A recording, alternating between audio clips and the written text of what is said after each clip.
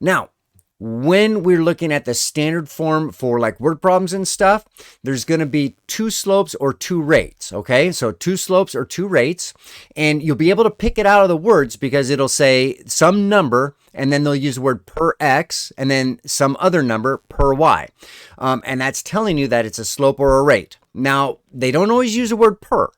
Sometimes they'll use the word each or every. Okay, so in math, you do look for those key words, but sometimes they will use synonyms instead. So instead of per, they'll use each or every. Okay, so we'll have two slopes or rates, and then we'll also have a total, and that means you're in standard form type ideas. Okay, so here's the rate per x here. Ax plus by equals c. There's your rate per x plus your rate per y equals the total. And that's your standard form right there versus slope-intercept form, where it's a slope or a rate and a start amount or a y-intercept. Okay.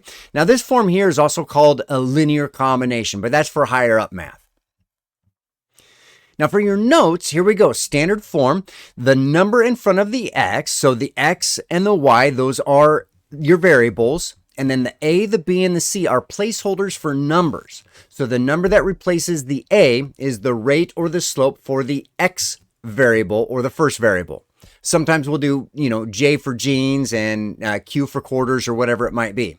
Okay, and then this b here is going to be replaced with the rate type idea, the rate or slope for the second variable. Now I put rate-ish on there because that's kind of the main idea.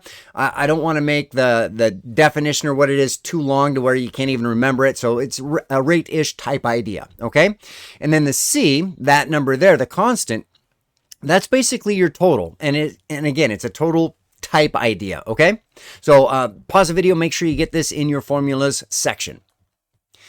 Now, we're going to compare this to slope-intercept form, okay? So standard form, we have a rate, and we have a total. For slope-intercept form, we have a slope or a rate and a start amount or a y-intercept.